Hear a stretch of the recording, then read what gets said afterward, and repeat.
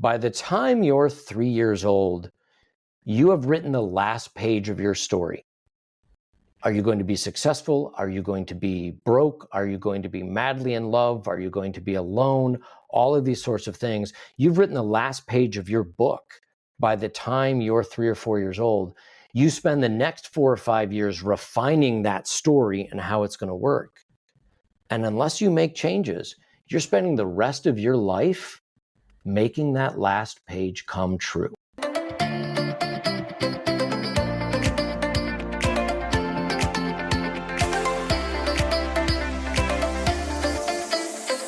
This is By Joey Joanne Season 2. I'm your host, Joanne Chan, and every Wednesday we bring you inspiring stories, powerful message, and fun conversations with me and my special guests and friends, and it's my personal mission to empower you to live and lead a life with joy.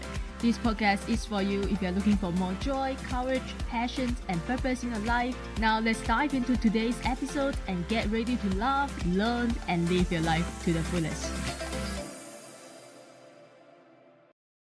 Joining us today is a transformational coach working at the intersection of emotional intelligence, relationships, power dynamics, and desire. With certifications in transactional analysis and decision work, along with training as a professional dom, he helps people break the patterns that hold them back, communicate with clarity, and lead from a place of grounded power. And he's here today to empower you to stop living the life you think you should and start living the life you truly desire. So, ladies and gentlemen, help me welcoming the one and only Matthew Riven. Pleasure to meet you, Joanne. So, thank you so much for coming again. And I wouldn't want to bore my listeners with the backstory of what happened last week. The fact is, we are trying to record an episode, and it's happening now. So let's dive into your work, because I'm just amazed at what you do. And you often talk about early emotional contracts and how they shape the way we show up today in relationship or as leaders. So can you first explain what an emotional contract is and how it influences our behavior? Absolutely. It's great to be here again. Thank you very much. Sorry about the technical difficulties last week. So, emotional contracts. To start with, nobody gets out of childhood unscathed. It doesn't matter what the intentions were of your parents, how good they were, or anything else. Nobody does it. We all interpret things differently and things happen. So what we learn at an early age, and it can actually be pre-verbal, it can be before we're 18 months old, is we learn how to, for lack of a better expression, game the system. We learn what it takes to get love and attention and power from our parents and from our siblings. And so the way we used to gain power when we were growing up is the same way we're going to be using to game the system when we're adults. And what may have worked when we were 3 years old isn't going to work really well in the office or with your partner when you're 30 years old. So those are the emotional contracts. In transactional analysis, we call them scripts or script beliefs. And those are the things that we have to rewire. There's nothing pathological. There's nothing we're going to diagnose you with. It's just the way that you're interacting with life that sometimes doesn't work for you when you're an adult, and we just rewire those. So can you give us an example of a script belief and how it shows up in the workplace today? Yeah, so a good example of a script belief is if everybody in your what we call family of origin, your parents, grandparents, siblings, any important teachers or religious officiants you had growing up, in your family of origin, you may, for example, have been the scapegoat. You were always to blame for everything. A harsh example is when one of your parents looks at you and says, if you hadn't been born, I would have been richer. Or if you hadn't been born, I would have finished my master's degree. And so everything becomes your fault, and your siblings learn to treat you the same way. And you learn early on, everything is my fault. So now when you get to be in your career, say you're 30 years old or 35 or 40 years old, something goes wrong in the office, you immediately say, oh, that's my fault. And you take the blame because that's what your body is used to. Or with your primary relationship or any relationships you have with friends, something goes wrong, you always take the blame. So one way we have to get around that is say it's not your fault. It's not your fault you were born. That's your parents' fault. And they blamed you on it. So those kinds of things are what we have to break as you're an adult. So that's an easy example of a script belief that we break, and we redefine it in your head to know that you are worthy, you do have value. Not everything is your fault. But see, we have carried these beliefs since we were 3 years old, right? And now, We may have carried these beliefs since we were in utero. Right, exactly. So Yeah. I cannot imagine how hard it is to break a belief or replace it with something better, right? So how are we gonna do that? So to start with, some people were very fortunate.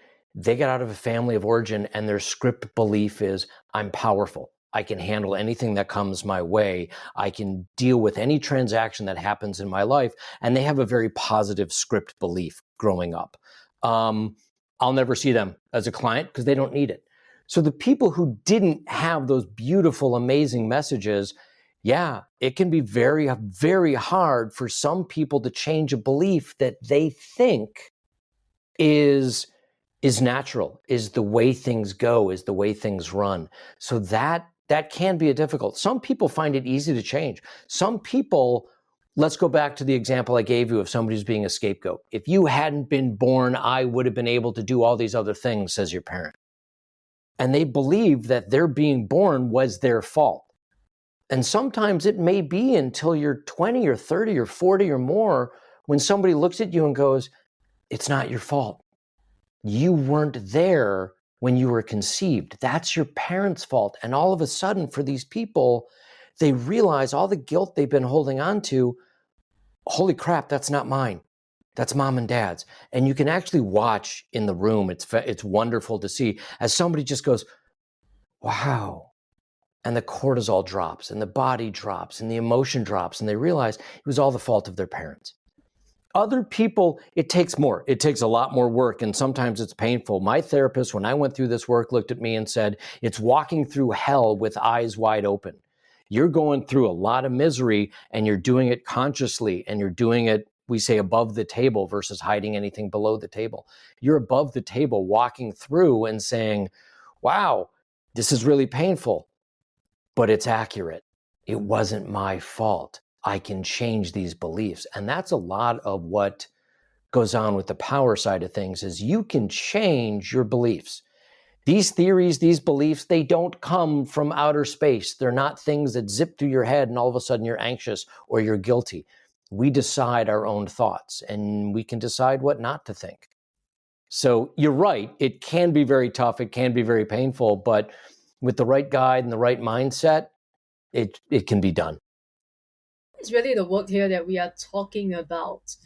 Because I've done some beliefs changing work in the past. I've done therapy, So what is your modality? I'm just curious.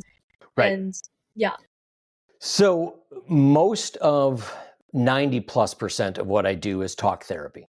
Okay. Or it's talk work. It's going to be conversational. I'm going to work with a client and we're going to have conversations of what's going on. Some of the work that I'm going to have a client do is one of the modalities we use is called redecision therapy. It's taking you back to a point in time where you remember something happened, when you decided, or an early decision you made to say, let's use the same example, an early decision you made to say everything is my fault. I am not okay and everybody else is okay. And we're going to go back there and I'm going to have you describe the situation to me. First person, present tense. Johan, I want you to say, I remember. Nope, I don't remember. I am sitting at the coffee table and mom is yelling at me and mom is upset about something and mom says these things. I decided right then and there that I'm not worthy. Like, okay, you didn't have an adult ego state back then. You were trying to figure things out as a 3-year-old, as a 5-year-old, as a 6-year-old. And now let's go look at what happened back then with the knowledge you have now. You can't change a decision you made 30 years later from a different mindset. You have to go back to that same original mindset you had. So that's redecision therapy. It was devised back in the 60s and 70s by Bob and Mary Goulding back in California, and it's been extremely worthwhile and valuable. I've seen so many people make such powerful decisions by using that process. And then we talk about things and we reinforce that decision you make when you come back and say, or when you say, I am valuable. This was my parents. That was my parents' stuff. This wasn't my stuff. I don't have to carry this burden anymore. You're right, absolutely. And let's spend the next few sessions, the next few weeks, reminding you that you don't have to carry this burden anymore. And you're going to find your attitude shifts and your power shifts as you start moving on through the rest of your life, and things are going to improve for you. So a lot of it, 80-90% of it is going to be talk work. Some of it's going to be body work, mechanics, somatic therapies, anger work, getting your frustration out, getting your hurt out is a lot of the other work that I do. How do you usually start with your client? Like when someone doesn't even know what issue they are having, and usually what is the first question you ask them? Like, they just don't even know where to start.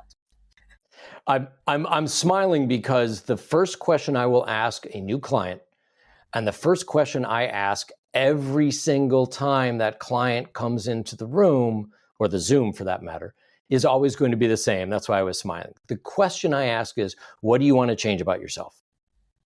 And that's where I start from. The choice is yours. What do you want to change? What do you want to get out of it? And sometimes they have a direct answer. I'm not doing great at work. These things are going on. Other times it's more nebulous. I don't know. Something is wrong. I'm trying to figure out what it is why I'm feeling anxious. Okay. You don't want to feel anxious anymore. I don't want to feel anxious. Great. Let's dive into that. But all the power resides with the client. All the power resides with you. I can't get into your head. I cannot help you. I shouldn't say that. I can't get into your head. I can't make you change your mind or change a thought, but I can help you and I can guide you along the way. But the power, 100% of it resides with you. So that's the question I always ask. What do you want to change about yourself? Because that's all on you. Some people come into the room saying, I want you to fix me. Well, that's not going to work. You may want to go find somebody else to work with and pay them lots of money for 6 months. And then you come back because you haven't done anything. Nothing's changed. So when you come in with a desire to make a change, I'm more than happy to help you along that process.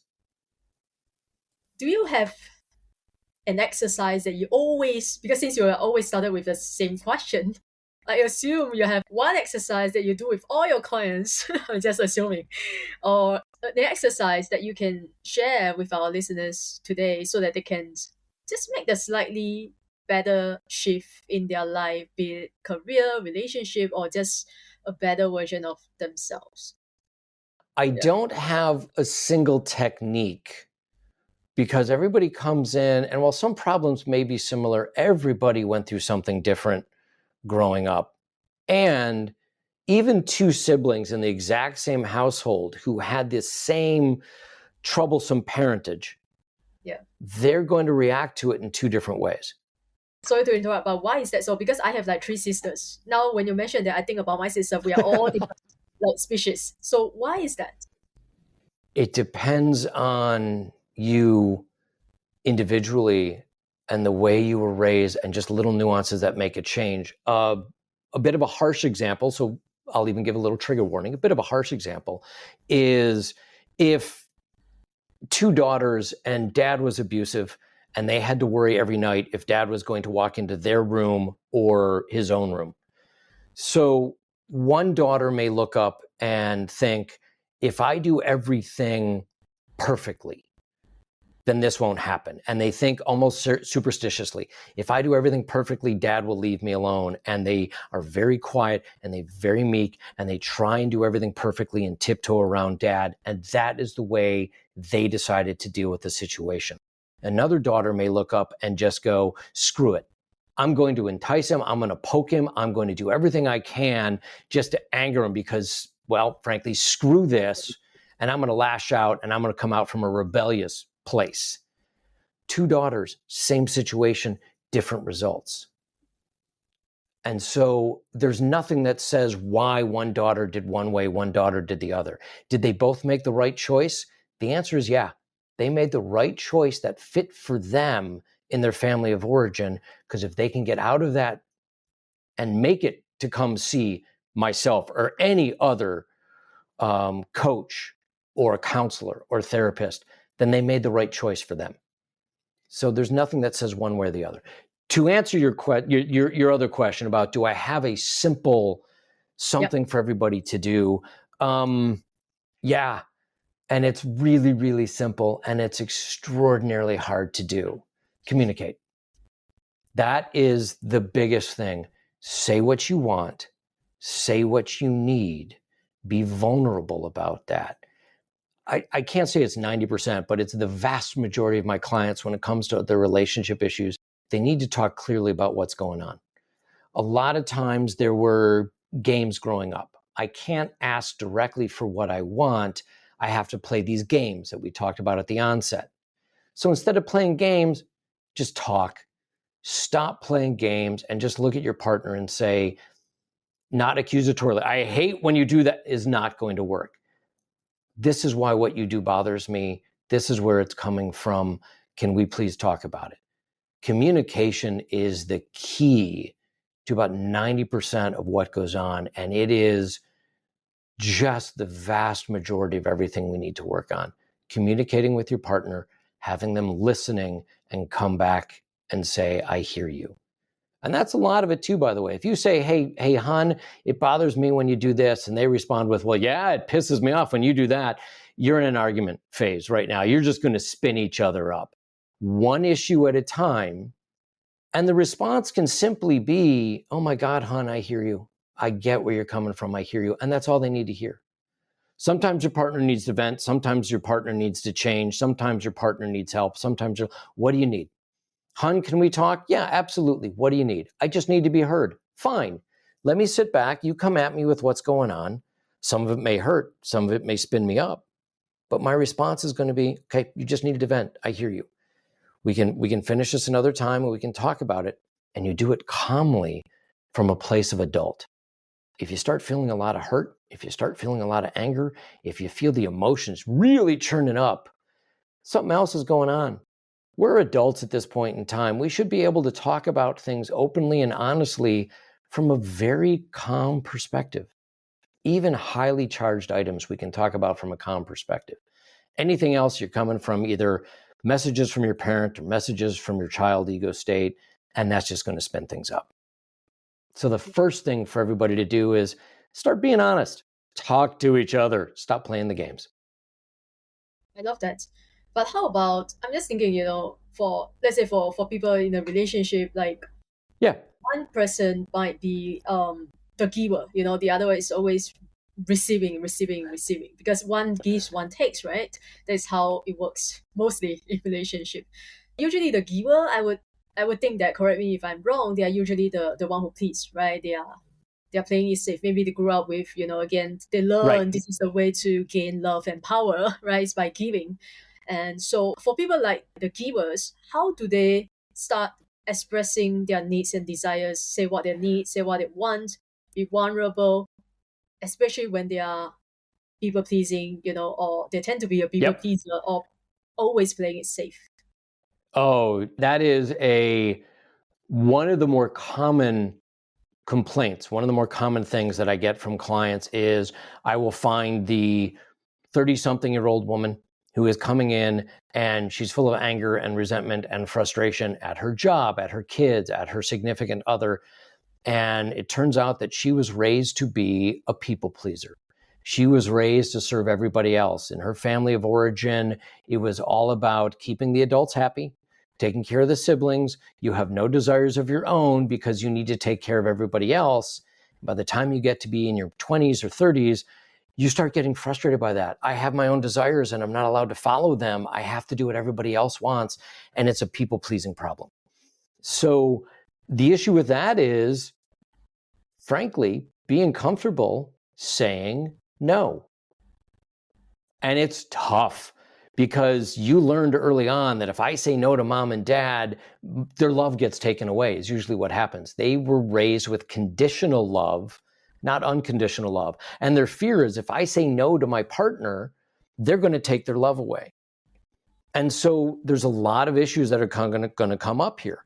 One is in yourself when it's just, it feels uncomfortable to say no. You need to start with situations where you can say no and feel safe, whether that's in the coach's room, whether that's with good friends, whether you can look at a friend and say, I need to say no to you, and actually tell them. Let's go back to good communication. Say, hey, friend, I need to say no to you, and I need you to be okay with that.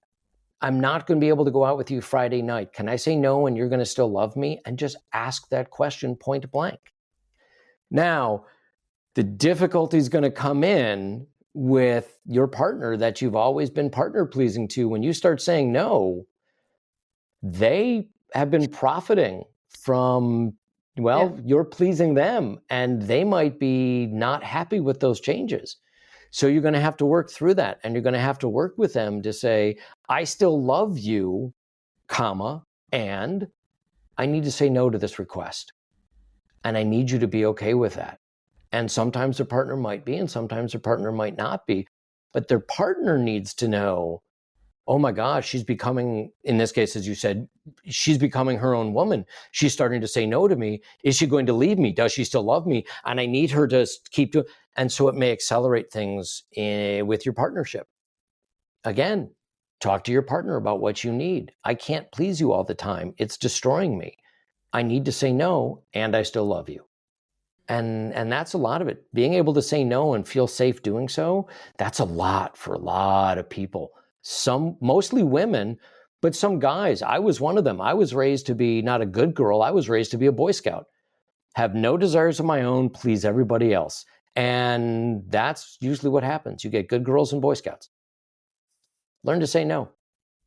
So yeah, I mean, let's talk a bit about your story. I'm sorry I didn't ask you that. Love to hear about your story and how did it eventually let you down the path of doing what you do today? I was raised to be a good boy, have no desires of my own, please everybody else. And I found through a number of early careers, I was, as I work with my clients on, I was living the life I should, not the life I wanted. And it was just very, very uncomfortable for me.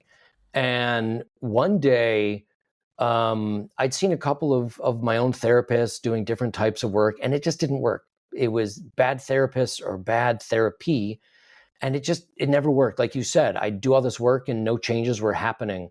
And through a happenstance, I met a practitioner of transactional analysis. Long story short, I started working with this gentleman, and when I asked him what he did originally, his comment was, I help people break the patterns in their lives that are no longer working for them, the things that you're doing over and over again. And I started working with him, worked for him for many, many years, over a decade, individual work and group work. And if you want intensity, group therapy, group coaching, that is amazing when you're doing your work in front of other people and they're doing their work in front of you. It is incredibly vulnerable and one of the more powerful things I've ever experienced. And so he advised me to start doing my own training. So I started training in transactional analysis 9 years ago, going to the same institute where my therapist was trained. And so I'm actually working with the same counselor that trained my therapist 40 years ago. And that's how I got into transactional analysis. You mentioned my other training. There is redecision work, there's somatic therapy. And about 3 years ago now, I just came across a woman who was giving a lecture on what she called erotic leadership, using your eros energy, your sexual powerful energy, to lead and follow. And it wasn't dominance and submission, it was leading and following. Eric Byrne, who discovered and created transactional analysis, made a comment, and I'm going to quote it badly here, but the paraphrase is, after self-preservation, sex is the most important thing we do. Because that's how we propagate the species. That is part of who we are. And so using your sexual eros energy as a life force and more than just pleasure, that was a new thought to me. And so I went to this lecture, the dominatrix, and that's who she was, a 25-year dom. She asked me to take her mastery course with her. It was 25 students for 7 months doing an online and in-person coursework. I was then a teaching assistant in her course the following year. And so the dom work isn't It is not just about, and everybody right now is thinking about 50 Shades of Grey. And I will just tell you right now that Christian Grey was a psychopath. It is terrible books, horrible story, and it's just not done well. It's the Hollywood bastardization of kink, and it's unhealthy. Christian Grey was incredibly unhealthy. So what I do with my work, it's all about attunement and embodiment. The first person you have to control and dom is yourself. Have the emotional intelligence to control what you're doing and learn why you're doing it and fix the things you need to fix. Then have the ability of attuning and connecting with a partner. You mentioned before that typically in a relationship, one party is the giver, one party is the taker.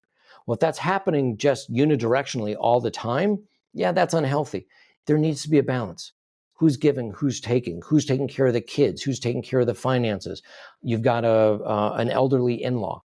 Who's taking care of them at one point or another?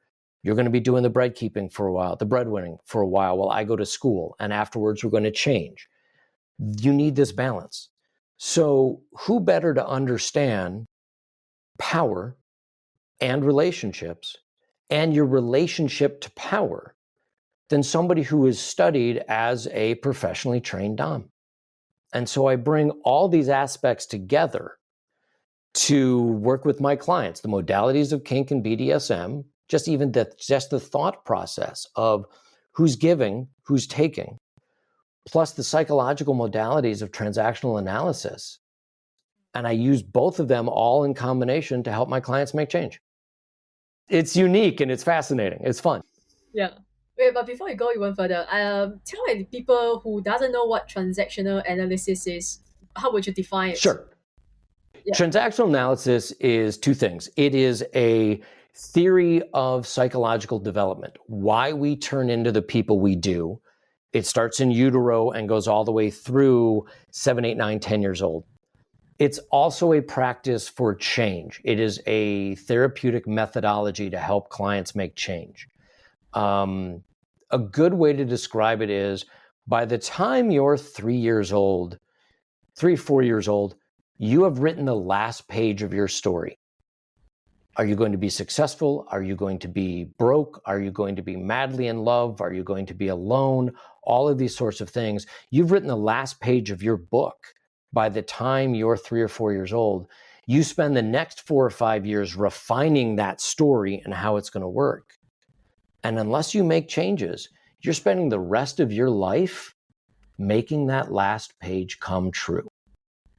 A great example is I had a client who determined that early on that she was going to be unlovable. She was going to be alone.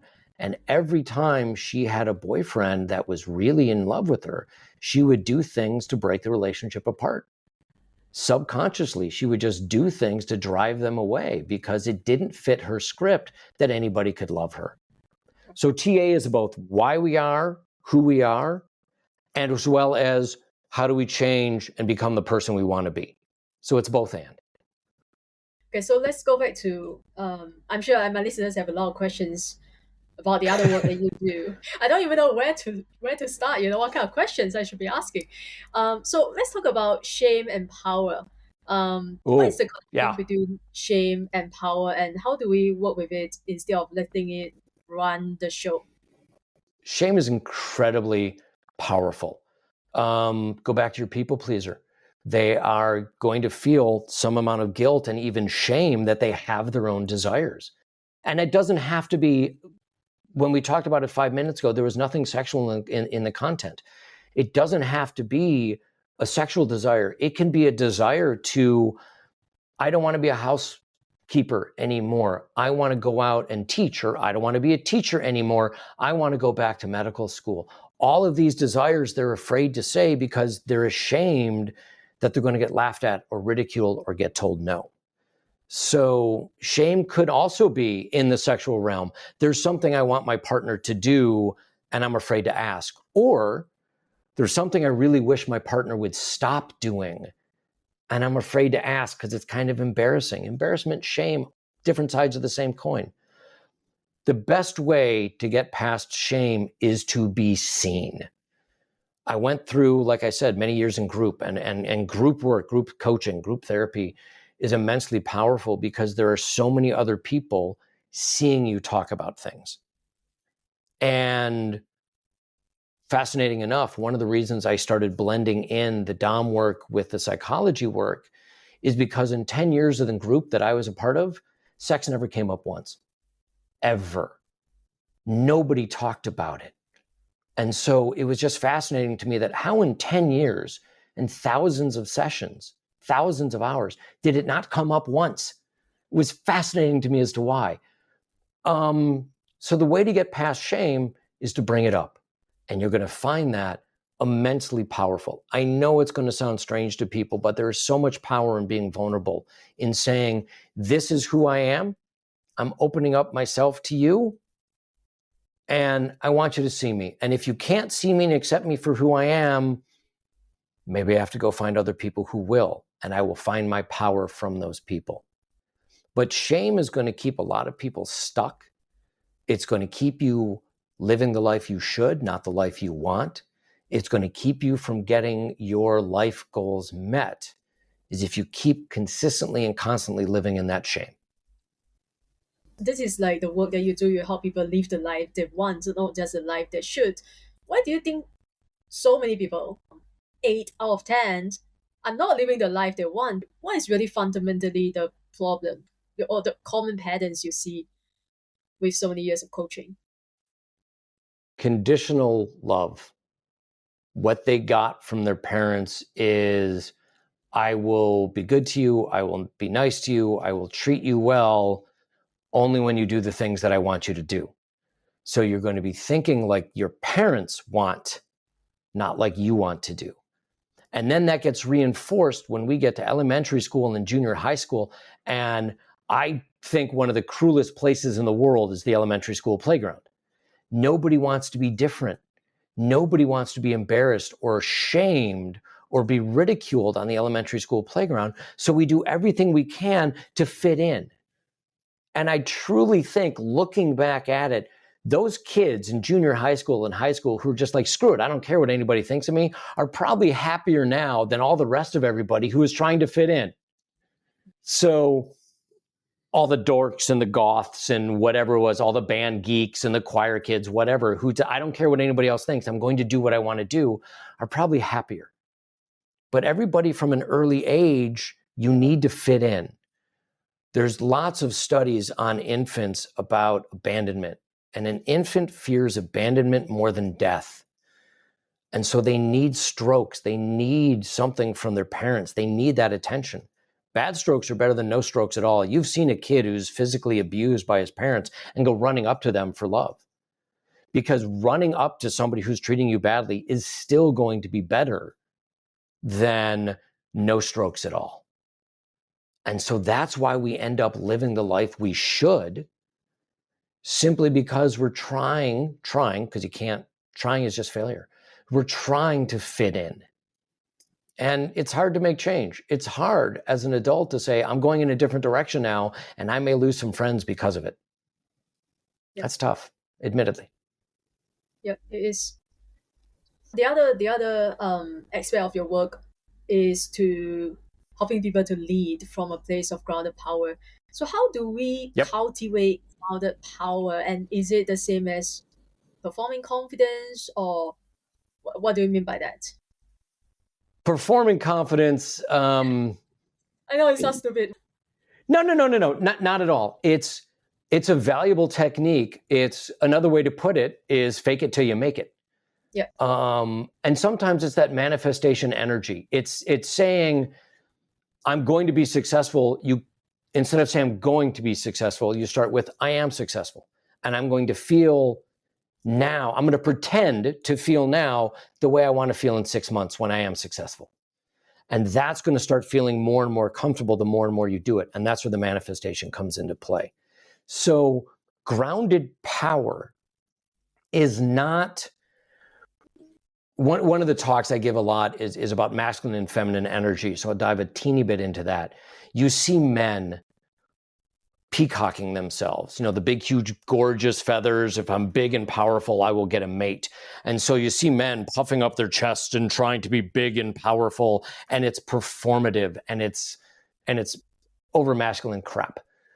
Grounded power is simply saying, I'm powerful, without throwing it in your face and saying, listen to me, I am power. No, it's not that. It's just simply saying, I'm powerful. You've seen it, probably subconsciously. Somebody walks into a room, whether it's a bar or a hotel lobby or a conference room or just whatever, down the aisle of the airplane. And you think to yourself, man or woman, wow, that person was incredibly powerful. They were just confident. And you see that. That's grounded power, is just having the confidence in yourself to say, I can handle anything that comes my way and keep myself okay while doing it. To me, that's one of the more attractive, sexy things in the world, when somebody can walk into a room, own the room just by standing there. It's an amazing presence. And you've seen it. You may not have noticed it immediately, but you've seen it and go, wow, that person has the sense that they know what they're doing. That's grounded confidence. And for a lot of us, yeah, you fake it till you make it. Yeah. It works in most cases, but for people who are struggling for years with low self-esteem, low self-worth, low self-confidence, how do they start cultivate a grounded power so that it really comes from within? It's not about faking it till I make it. A safe container. Where you start has to be a safe container. So that's a term that frankly comes from the dom world, from the kink world, of being in a place where you are safe, nothing bad is going to be happening to you. You can say stop at any time. You are cared for, and you are surrounded with, even if it's just one person, you are with one person that you trust and that you can communicate with and be vulnerable with. So if you've got that low self-esteem, if you're coming from a place of always being put down, again, you're just bringing together so many things we talked about, whether you're the people pleaser or the example I gave of the person who everything was their fault. You start with your good friend. And I said it's singular. You start with that one friend that you can be open and vulnerable with and say, this is what's going on with me. This is what I'm feeling. Can I work with you? Can I talk? And I don't mean work as in therapy or coaching or anything else. It's just, can I practice being confident or saying no and telling you what's going on and not having you judge me, not having you critique me, not having you tell me I'm wrong, unless, truly wrong, but somewhere where you can be supported. And you start with that safe container and you bring more and more people into that safe container and you start feeling the confidence and the ability that you have inside to be able to say, when you're not in that safe container, to look at your partner and say no, to look at your boss who's doing something inappropriate and say, that's inappropriate. And to have the confidence to say, you know what? I am going to go back for my master's degree because that's what I want to do. I'm going to be 10 years older than every other kid in that classroom, but I'm going to go do it. And that's having that amount of confidence to say, I can do this. That's where it comes from. Yeah. And I'm saying everything like it's incredibly easy and saying, all you have to do is this. It's going to be hard. It's going to be challenging because the thing is, it's also new. I think it was Einstein who made the comment that the human brain treats a new idea like an infection and it fights it. There's truth to that. We have physical pain and our brain reacts from a pain point when we're breaking our script rules. So you're going to have to step into that pain and walk through hell with eyes wide open. And what you get on the other side is the life you want to be leading, and you will be much happier there than living performatively. Yes. So what makes a permanent change? The goal is a one-session cure. It truly is. Does it happen often? Oh my God. Most TA practitioners who go through their entire career and never have one. But Eric Berne would say that the goal is a cure, not just talk therapy or talk work for 30 years and getting nowhere with and just having somebody to talk to once a week for 30 years. That's not a cure. So the goal is to be able to come in and say, what makes a change? Doing the redecision work that we talked about earlier, making that decision and sticking with it. It takes mental fortitude to do. Your brain is always going to be able to go back to the path that you created. An example of it is, you ever taken a walk in like a state park or a national park, and you're going through a field and there's this rut? It's where everybody's been walking, is along this rut. And you can walk next to the rut, but what you find is after about 10, 20 feet, you've kind of slid back into it. That's the same kind of thing with our brains. We've created these neural pathways, which is this dirt rut that you keep walking along, and you want to make a change, then you start walking up and next to that path. And every now and then you're going to find yourself slipping back into that old pattern, that rut. But the more you consciously say, whoop, I don't have to be here. I don't have to think like this. I don't have to make myself anxious. I don't have to please everybody all the time. The more you start doing that, the more you're building the neural pathways that are a different path. And you'll make a different rut that's healthier for you. You're going to make a different path. People who grew up with just anger at the world, angry at everything, they're just mad.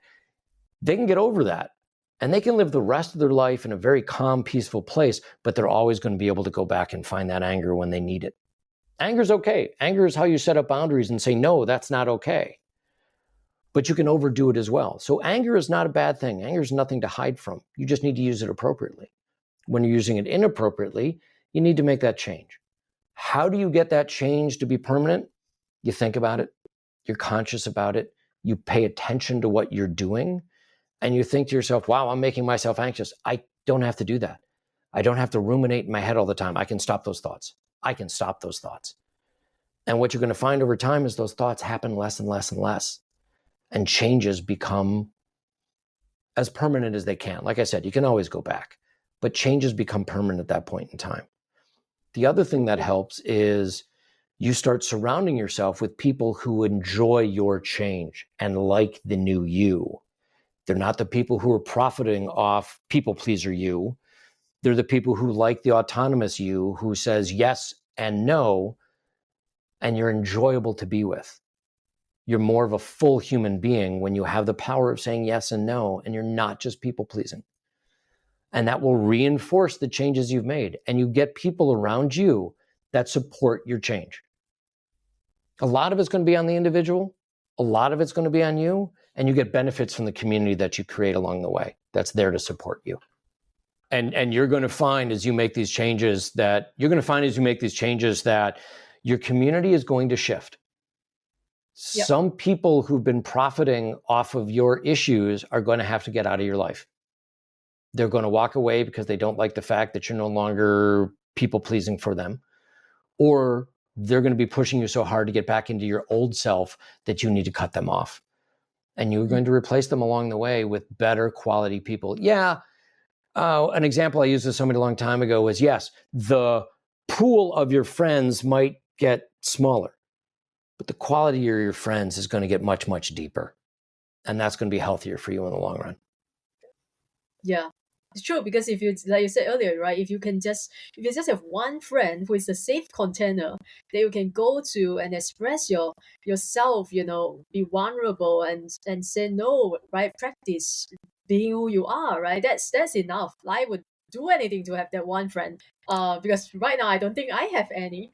We all need that one friend. And here's the thing: if you don't have that one friend, you can have a number of friends. And so this is a person I can go talk to as a safe container about work. This is a person I can talk to about a safe container about my family issues. This is a person I can talk to about who's a safe container about my sexual desires. This is a person I can go talk to who's safe when it comes to what the hell do I do with my kids when it comes to Johnny's acting up again. Mm-hmm. So you can find multiple safe containers to take care of the different parts of your life. It's difficult to find one person who's going to be 100% of what you need 100% of the time.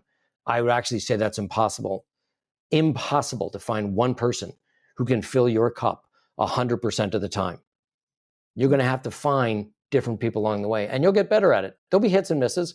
There's going to be times you're like, wow, I thought that was a safe container and that was terrible. Yeah, you're right. Yeah. But don't fall back into your old patterns. It's possible.